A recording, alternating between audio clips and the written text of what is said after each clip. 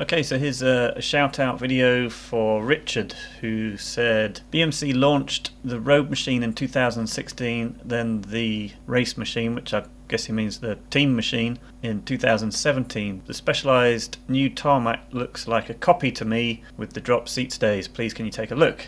Well, I thought that was a interesting idea, and at first hand I thought maybe they are similar. However, when I brought up the BMC Teammachine, I sort of think that no, they're not really that similar at all, really. Yes, they've both got drop seat stays, but it's not like one or the other company has really used the other's frame shapes or geometry particularly, so they've obviously got their own ideas about what makes a good bike. So this is just fading between the two. I believe that the Teammachine is very slightly longer in the wheelbase, and if we just zoom in on the cockpit, as ever,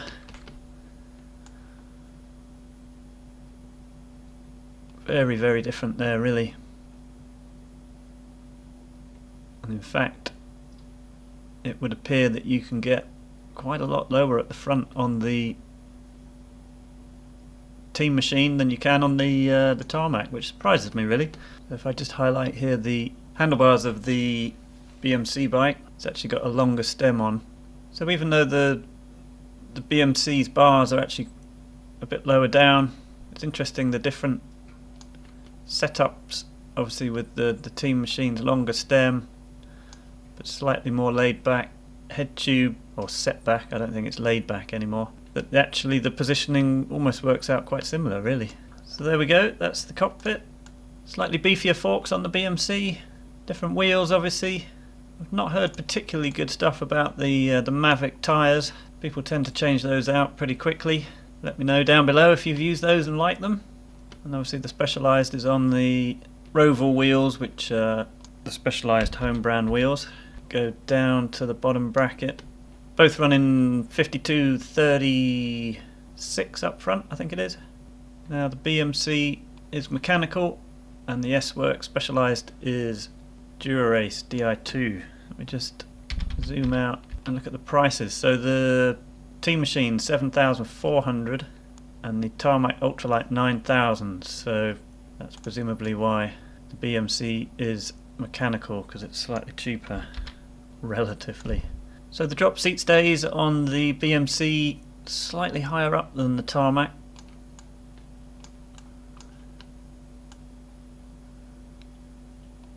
And the angle of the top tube very different. Very different. I guess you would call the Tarmac more of a compact frame. So all in all, I think very different, but as you can see, apart from the head tube type area, there are some similarities, I guess. Okay, so that's the Teammachine.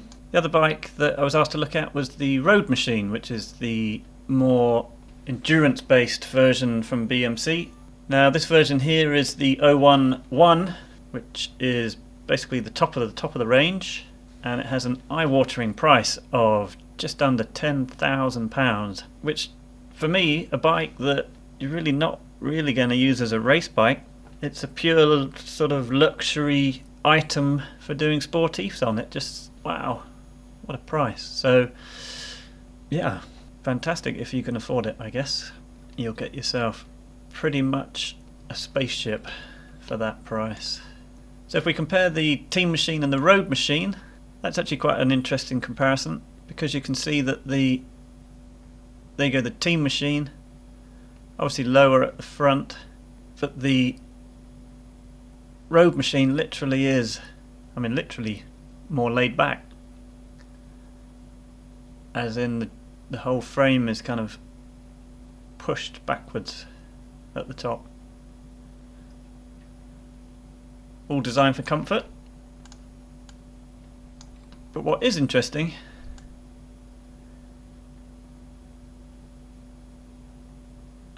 it's hard to sort of work out what's going on, but the Roadmachine has a slightly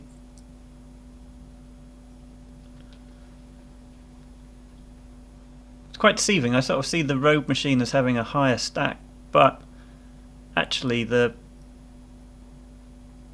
handlebars there are almost at exactly the same height. So actually, how much more comfortable would the Roadmachine be? Interesting.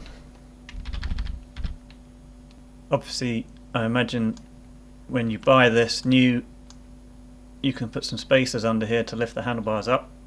This has clearly had the steerer tube cut. Now, I was in a shop the other day looking at one of these, and I think they're a good looking bike, but in the flesh I wasn't so keen on this bit here. This whole black bit here rotates, so when the handlebars are turned, it's kind of sticking out at the back here, and I found that a bit weird. Slightly off-putting.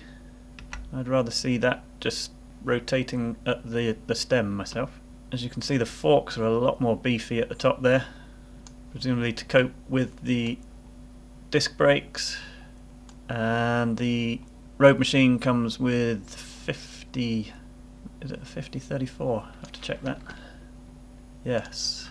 So the Roadmachine's got a 50-34 and the Teammachine a 52-36. I think that's right. Yes. Now, obviously the Roadmachine is Di2, but interestingly, for an endurance bike I'd want a 32 on the back, but this one, for just under 10 grand, you're getting it with a 28 on the back, which, yeah, I'm not even sure, and you'll probably correct me if I'm wrong here, I'm not even sure Dura-Race has a 32 cassette, but I'm not 100% on that. So, I don't know. Maybe you'd have to buy the Ultegra version. Let me know down below if you know the answer to that one. And in fact, the Teammachine comes with a 30 on the back, but obviously it's got the bigger front chain rings. So the seat tube is definitely slightly slacker on the Roadmachine. Again, I like the little curve there in the tube there. So again, quite a different shape. I do like the look of this bike. In fact, both very nice bikes. I like these. And if we compare the Roadmachine to the Tarmac,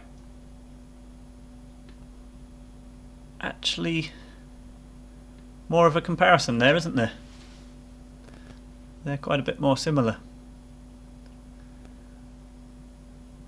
Yeah. So there we go, they are quite similar. Slightly more laid back here on the Roadmachine.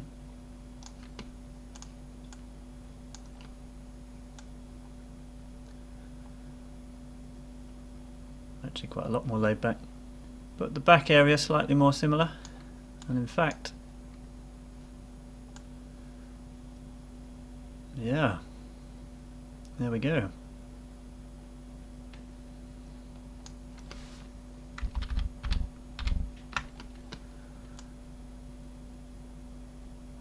So, as ever, always interesting to offer these up and have a look between them. If you like this video, give it a thumbs up. If you'd like a shout out for a couple of bikes that you want to see compared together, then again let me know. We'll see what we can do, and subscribe to my channel.